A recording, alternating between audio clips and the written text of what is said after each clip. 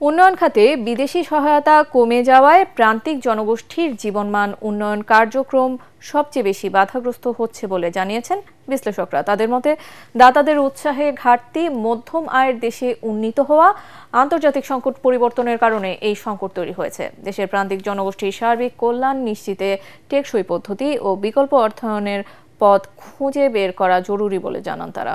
রাজধানীর মহাখালীর ব্র্যাক সেন্টারে action aid Bangladesh আয়োজিত গোলটেবিল বৈঠকে এসব কথা বলেন বিশেষজ্ঞরা। এতে সিপিডির গবেষণা পরিচালক গোলাম মোয়াজ্জেম জানান, ভবিষ্যতে আরও আর্থিক সহায়তা কমাবে যুক্তরাষ্ট্র।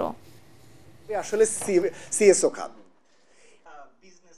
ফান্ড কার্টেল হবে যে ধরনের, সেখানে যদি আসেন সম্ভবত এই লেভেলে ইউএসএ হয়তো আর ফিরবে না, যেটা এতদিন পর্যন্ত সেখানে ছিল।